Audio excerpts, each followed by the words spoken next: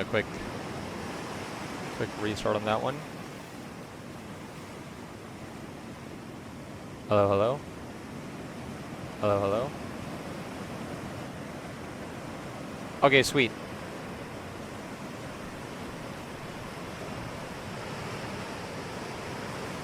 Alright. So yeah, this is the Ryozae Alliance project. This is chapter 1. I'm gonna go grab a soda real quick.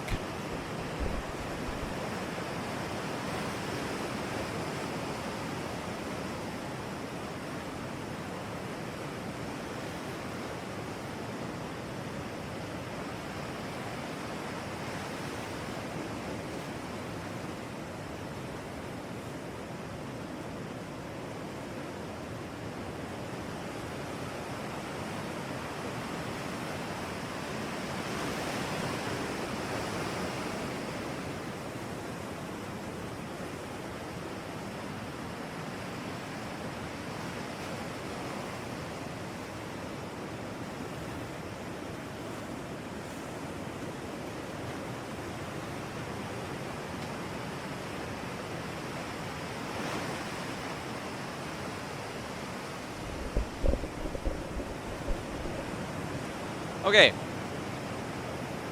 The Ryozae Alliance project. I don't have... Work has been killing me. Okay, so I don't have a ton of energy, actually. Real quick. One more test. One more test on this. Still.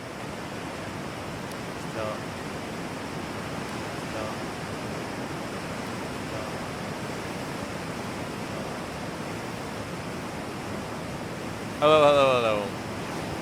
Hello, hello, hello. Hello, hello, hello. Okay. That's not bad. I'm gonna turn these ocean waves down. Just a smidgen. Alright.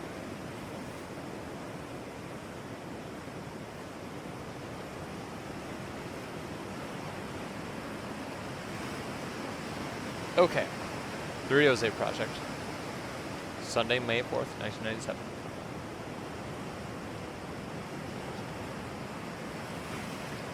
Oh, sorry. That made it sound like the whatever. All hope seemed lost as the failed monster appeared before them. Silver had failed, and now the children were all alone on the space station. No one could save them this time, not even the dragons. 22-year-old Bernard Sparker's words flowed with carefree embellishment. There's something so soothing about a good bedtime story, as though all the problems of the world could suddenly be laughed away to the sound of frolic and mishaps. Far be it from him to spoil his sister's late-night entertainment with the dark visions that haunted his sleep, the shadows cloaking his body, tightening and binding, while soulless, bloodshot eyes watched him scream helplessly into a dead, dark void. Perhaps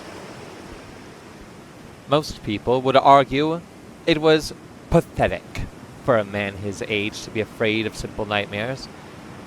It was also unheard of to be abducted by actual space aliens. His half-sister, 13-year-old Odessa Moore, plowed onward enthusiastically. But then Gayen found them! Her waist-length dark red hair, spilled over her shoulders as she bounced up and down on her bed, her wild imagination taking the reins and breaking the laws of physics with reckless abandon. Teleportation, telekinesis, space bubbles, and magic materials that could become whatever she liked. At first, his stories had been simple and childlike. But as long as his little sister was his competitive co-storyteller, they just got weirder and weirder. And that was fine with him.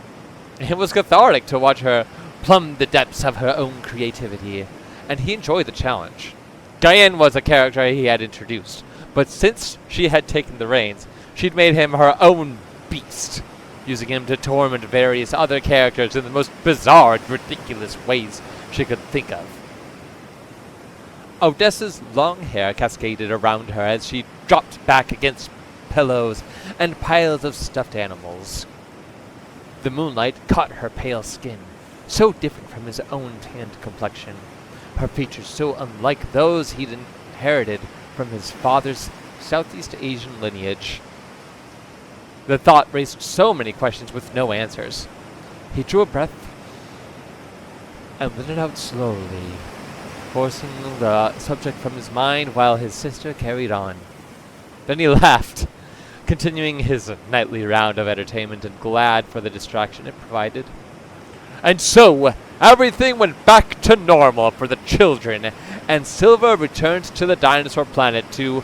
There was a knock at the door, followed by his mother's voice.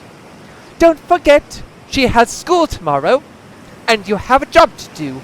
No games, Maxwell. I want you in bed, and if I catch you again, I'll take the power cord and you won't have a TV. At all until Christmas. But if you don't like it, you can get a real job in town and move out." "At least it's not drugs," he called back, knowing perfectly well she wasn't ready for him to leave. "We're almost done." 5 minutes. He waited until her shadow disappeared from the gap under the doorway before he continued. "Where was I?" "The dinosaur planet," his sister reminded him, bouncing upright again, her green eyes wide and far from sleep. "Oh, right. So, Silver returned home to a nice, long seaside vacation. A nice, sunny, campy ending. Should have been fine. Until Guyenne appeared." He blinked, thinking fast. If he let Guyenne show up now, they could be here for another 2 hours. The one time he'd gone along with 2 appearances in a single session, Bernard had once been suckered into spending an uncommonly long Saturday night trying to figure out how to undo a clever 10-year-old's alternate reality. Had it already been 3 years? How time seemed to fly. "Right," he said, "because a vacation without Guyenne would just be boring. But that will have to wait." Odessa's laugh held a wicked hint of mischief as she fell back onto her pillows. "We'll pick it up from next time. From there next time." "Okay," she resigned with a sigh. He hugged his sister and shot a glance at the blue LCD numbers beside her bed. 10:07. She got his gaze and rolled her eyes. "It's not like you're gonna sleep anyway." I sleep?" I sleep!" he said defensively. I thought those were question marks, sorry. "Yeah, in the middle of the day." "Well, you have to go to bed." She studied him thoughtfully with a probing look that was confirmed when she asked, "Do you still dream about them? He leaned back, sighing as he glanced around her room and the scattered books, toys, and games. Even now, 10 years after the monsters had been slain, he kept many of his own belongings stored out of sight, where he couldn't trip over them, and they wouldn't form strange shadows in the dark. He no longer hid things behind his bookshelf or dresser to make noise if something was sneaking around, though he still kept a handful of jingling cat toys scattered around his bed. If his mother hadn't noticed them missing, she hadn't said anything. "I keep hoping you'll forget anything happened at all," he said. "Right," she said dryly. "Like I'm just gonna forget a giant shadow over my head." "You were 3. "Yeah, and then I spent a whole year with our grandparents and cousins because the shadow aliens took my brother, and we all had to keep it a great big secret and act like everything was somehow normal. We've been keeping the secret ever since." It is normal to keep secrets like that. Can you imagine if the neighbors found out? Or the government?" "I know," She sighed in surrender. The door opened, admitting their mother. She walked across the room, idly kicking aside a tray of A stray fairy-winged stuffed cat. Then sat on the end of the bed, thin-framed and pale like her own mother and sister. Rona Moore's silver-streaked red hair fell in waves around her gaunt features, her aging lines drawn by years of stress. She looked up at Bernard, pleading. Really, sweetie, you can't pick something else to tell stories about? This is fun! Odessa insisted, launching a hug at her. Like what? Bernard asked. Their mother squeezed her daughter and asked, Whatever happened to that tabletop game? Shadowrun? That seemed like fun. Bernard shrugged. Bedtime is a no-rule zone. No stats, no dice. Just chaos. Their mother's fingers trailed down his right arm, sad and thoughtful, until she reached his hand and grasped it gently. As long as you're okay with it. It helps, he promised her. Odessa bounced up and down, still caught up in the excitement of storytelling. Besides, what's the good of seeing a real alien dinosaur planet if you never get to talk about the dinosaurs? Their mother's brows rose. First of all, that wasn't really a dinosaur planet, just a refugee camp. Second of all, most of what we saw was designed for human habitation. Real dinosaurs! Bernard sighed. Yep, real dinosaurs. And I have the only brother on Earth who turned down a 6-figure job working for them. You have the only brother in the galaxy who was stalked and tortured by shadow aliens 7 times. Odessa rolled her eyes and bent back her fingers as she started counting. They offer you a job, a house, a cat, space-age healthcare, free college? And you'd see me 3 times a year if you're lucky. And we'd never be able to talk about this again. Their mother patted her leg. Get some sleep, Des. Be glad you live in boring times. So boring, she moaned, flopping back. Her eyes trailed over to her bedside table. My brother could beat the living like the Jetsons or something. Bernard laughed. That's not how that would work out. Their mother walked over and took a pile of books off the table, setting them aside on her desk. Sleep, young lady. No more nonsense tonight. Boring! Be careful what you wish for, Bernard said as he walked out of the room. He headed down the carpeted hall, pausing at the white plastic pet gate that kept his mother's cats out of his room, and away from his snake.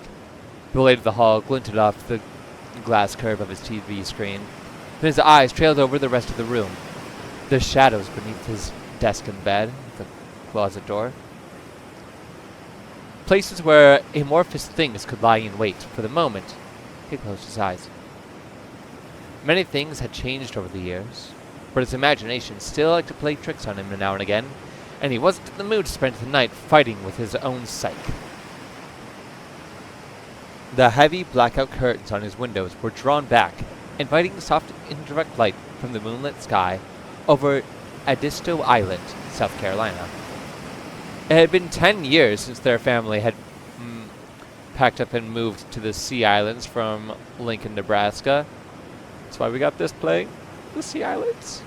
So I may have pre-read this. 10 years since the monsters had been plagued in 10 years since the monsters that had plagued his childhood had been slain, and they'd come here to look for a fresh start. His mother's second husband was originally from Florida, and her closest friend from a town near Charleston, not far from where he now stood. The place was enchanting and rich, with culture and history, with enough wilderness to make it also very quiet and isolated. I'm sorry, made it sound like also. It's also, yeah, anyway. Whatever. You can see it right here. It's a truck. Anyway, he'd grown to love that part. The fact that he now lived an hour from the nearest mall or theater, not so much. 10 years. Sometimes it felt like a different lifetime. But the years since had truly flown by, and he still eyed the shadows, as if something might be looking back at him. He kept walking, heading for the kitchen instead. The front of the house was dark, but moonlight streamed through the large window panels overlooking the salt marshes, and the glittering creek leading out to the Dahu River, illuminated in twinkling diamonds like a dream. It was hard still to believe some days that it was real, that he could stand in his own house and enjoy such a view, unafraid of the shadows around him. He crossed the open living room to the marble-top kitchen island and walked around it to grab a beer from the refrigerator. "Bed!" came his mother's stern voice from the hall, echoing slightly off the vaulted ceiling planks and beams. "Just one, promise," he said, clicking the kitchen spotlights on and fishing through a drawer for the bottle opener. "Besides, it's not like you weren't going to have one." She huffed. "I will now." Then she walked over and grabbed a dark bottle of palmetto for herself and popped it open. "I was going to be good tonight. I want you in bed after that, though, Max. I don't like you staying up all night. It's not healthy. Staring at that TV is even worse. You have places to be tomorrow." He'd committed himself to doing volunteer work with sea turtles. Aye, sea turtles. Hold on. Wait. It'll be funny.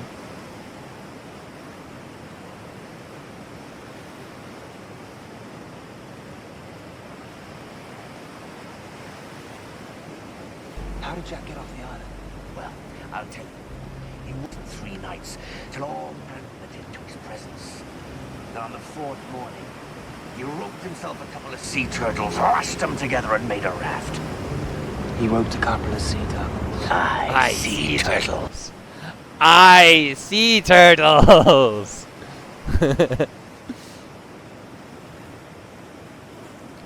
Oh, I totally lost my spot. Okay. He committed himself to doing volunteer work with sea turtles. Wait, how do you say it? How do you say it? What did he use for rope?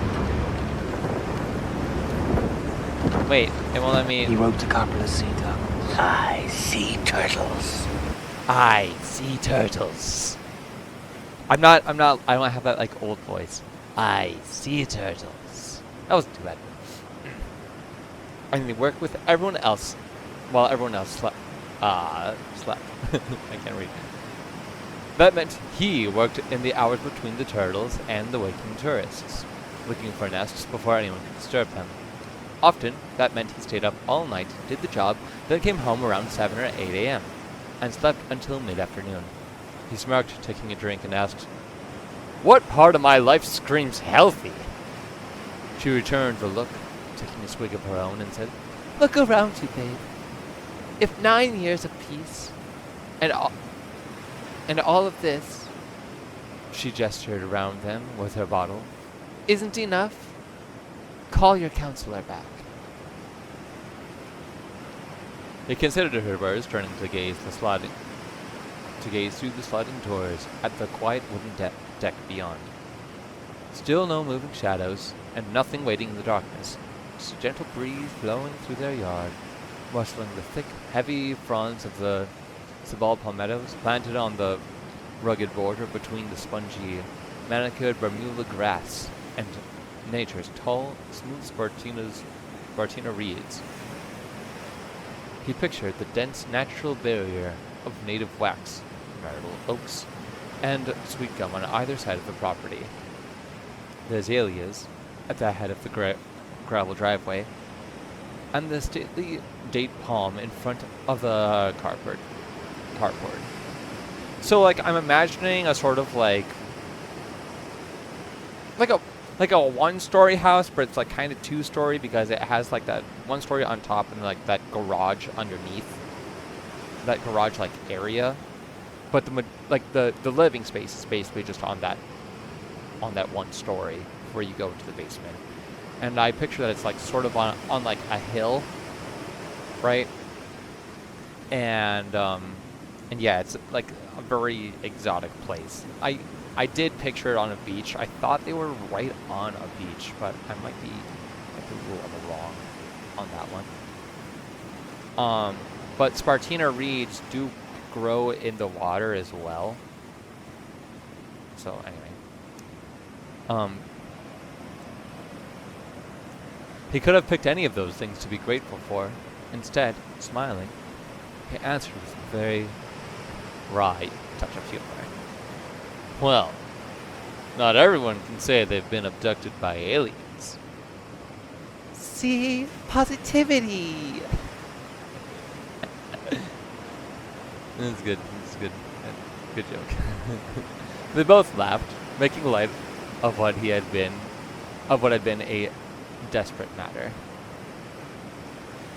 Well, let's go, she said. I know you're planning to sit on the dock with that beer. We'll go listen to the fish jump together. Ah! They are on a beach! I got him! Let's go. Afraid to let me out of your sight? Let me have a drink with you, would you? You could share some of those wild bedtime stories with me.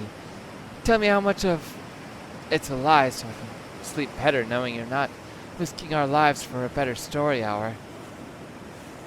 Can't you just trust me?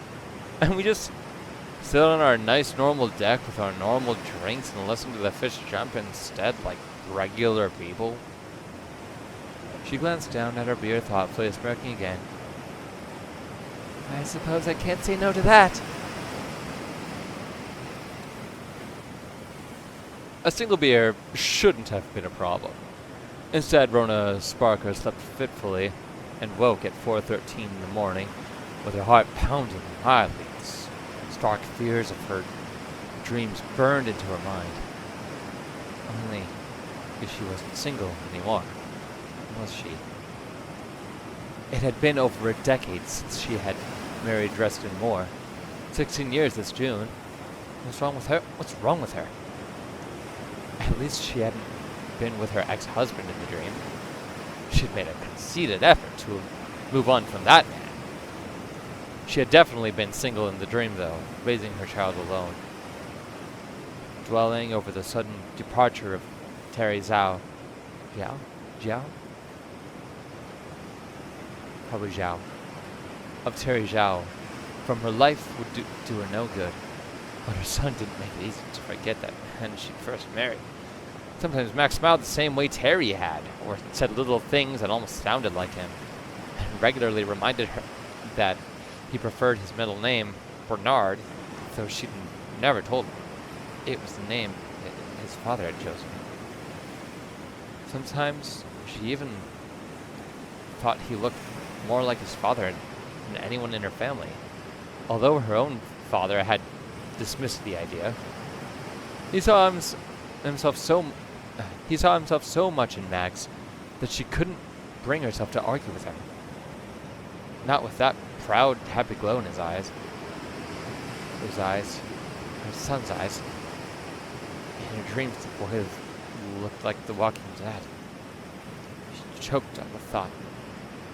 One moment, Max would be in her arms, so small and so brave, but so scared. The next he'd be gone. Whisked away in broad daylight. These dreams, nightmares. Were they signs of the future or just anxiety over the past? Was her son ready for the world? Had she done everything she could do for him? Had she missed anything? There was, of course, the matter of his ungodly temper, but there was no helping that. Therapy had done him worlds of good, and that helped her breathe. Calmer than her sister's eldest, for sure, but when his limits broke, it was like a tree falling, poignant, loud, and memorable. Like that time his high school sweetheart dumped him for some muscle-headed chalk, and her son put the boy's face into the parking lot, which had scared the boy even more? Which had scared the boy more? The part where her non-athlete son almost broke his nose, or the part where her son had growled at him like some kind of beast. Like one of them, she thought. Like a Ryozae. It was no wonder she had nightmares. She took a breath, stifling the tears and fears of her demented subconscious. She loved him so much, and feared for him so much that it shook her to her core. Again? Dresden muttered groggily. She sat up, silent, resisting the urge to bite down on her lip. His hands slid down her back as he spoke softly. I'm sure he's fine, Ro. They're dreams. It didn't feel like a dream, she answered. It never does. Look, we've had a hell of a time. You're worried. I know you are. But if you would just admit it, the dreams might not be so. So... She stood from the bed in a quick, sharp motion, and his words trailed. The moonlight shone silver through the curtains and blinds across the sand-colored carpet, the pile soft and comforting between her toes. She crossed her arms, trying to get a grip on herself. The low polyester shag beneath her feet was real, just as real as the rugs and hardwood planking in her dreams. The rugs she had picked out for the house she'd bought with Terry while she was pregnant with Max, for their house in Nebraska. At least, in a dream, something might have been out of place. Dreams might have changed, but even the bold red vase his mother had bought for the wedding was sitting on the mantel. She'd had it in a box since 1978, electing to save it for her own son over smashing it to bits, as much as she'd wanted to at the time. There was no longer a sense of, this is more real than that. It was just there. Real carpet and real flooring and real shadows that had her on guard. Real noises in the night, real tears in her tiny son's strange, eerily grown-up eyes. Her small fingers grasped her as she hugged him tight, terrified to let him go. He was never an adult in those dreams. Always a child, and always scared of some formless terror. And then he'd be gone when she turned her back, and her heart would wrench itself back into knots again. She'd wake up in tears. He'll be fine, love. Tristan got up, sliding from her side of the bed toward the window. Besides, he added, we're getting too old to be up drinking so late. That can't be healthy. As he approached, she leaned back against his broad chest. He was well built and broad-shouldered, with the muscular figure of a working man.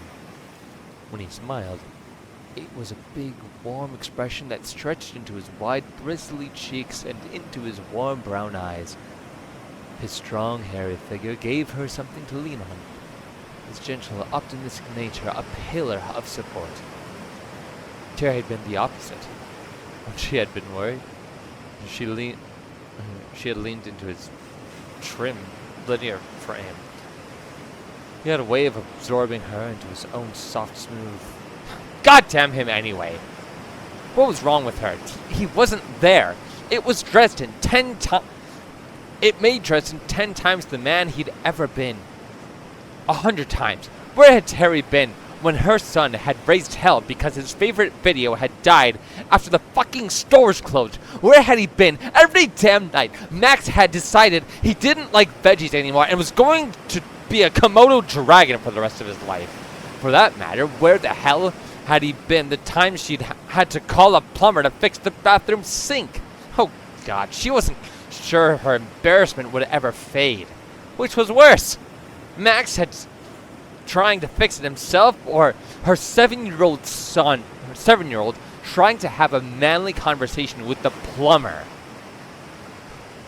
And where had he been every time those creatures had come calling, snatching her son from her life? If it hadn't been for the Ryozae, might have been long dead. Nightmare and dark. Max had called the monsters simple monikers, yet nonetheless appropriate.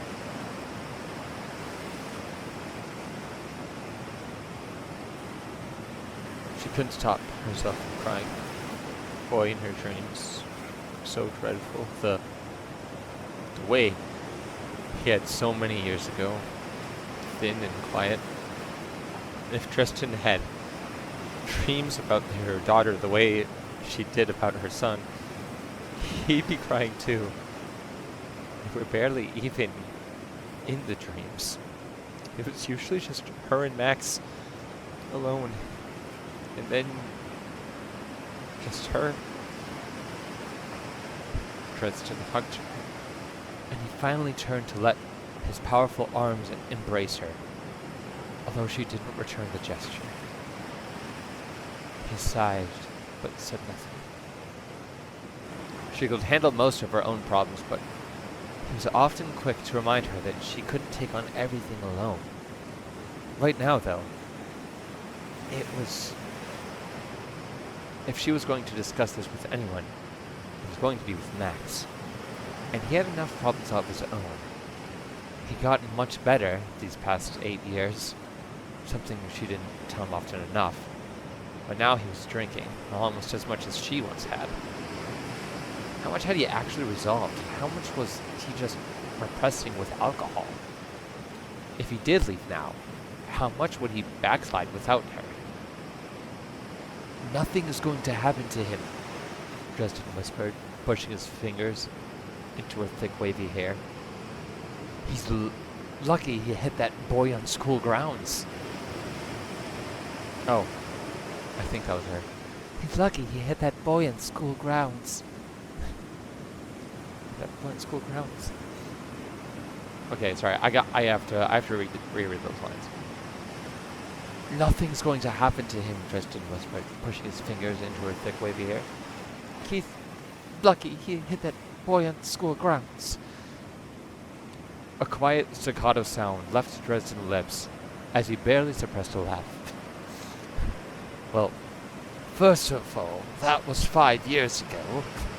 Second of all, the boy had it coming to him. He was a jackass, and you'd have done the same. Probably, she agreed, and then sighed. The touch of his fingers on her scalp was relaxing, but it couldn't remove the fear from her mind. The dreams are getting worse. Relax, sweetie. Stop giving them so much thought. I've tried! She wept, sinking into him. Dreams are dreams, Rome, love.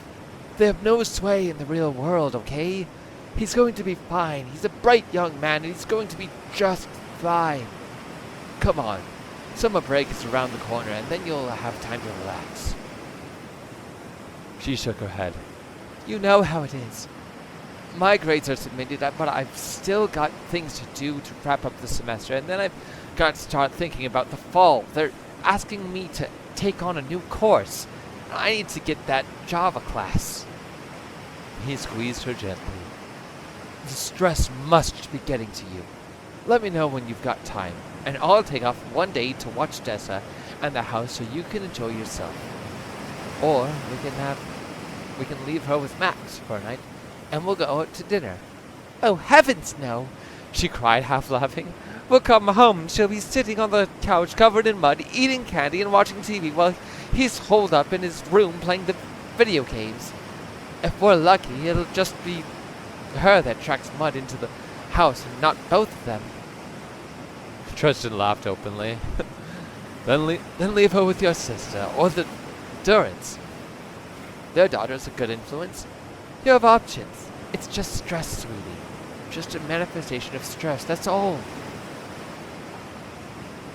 She did her best to calm him down so he would go back to bed, but she could not convince herself that something truly terrible wasn't around the corner.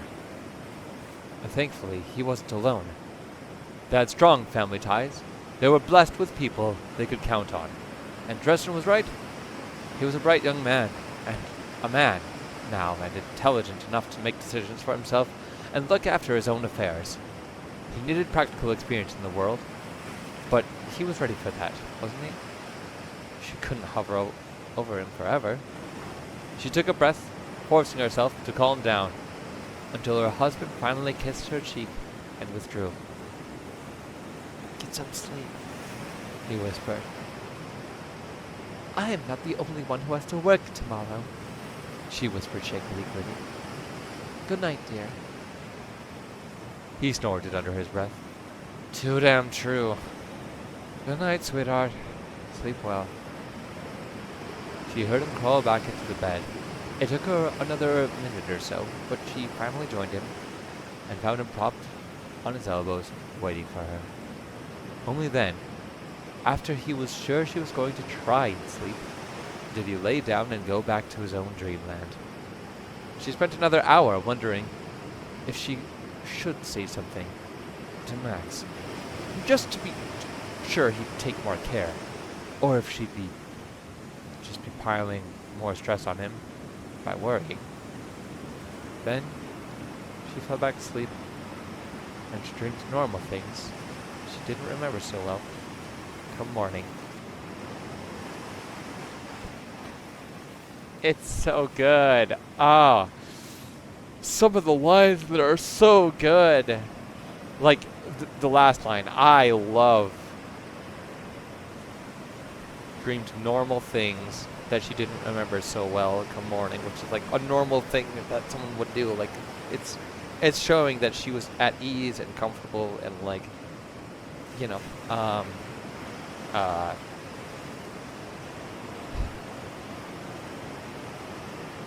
for context of my word choice here, I'm going to say approachable is not exactly the right word, but like when someone's at ease, chilling, you know, maybe like, you know, drawing or something, or well, maybe not drawing, but like, you know, they're approachable, they're at ease, and so she's like, she's very chill and relaxed there.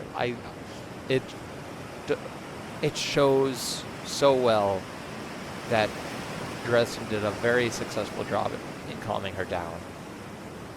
I really like that. There was another line somewhere in here that I really liked. I don't remember exactly where. But the way the mom worries, I think it's just it's so good. And then it also shows that she has a fantastic relationship with her son.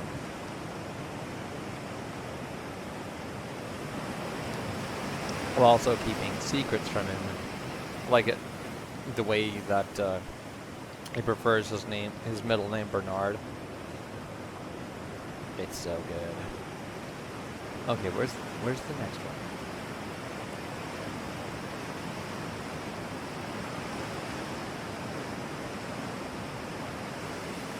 Okay, real quick, I'll end the stream there for the first chapter.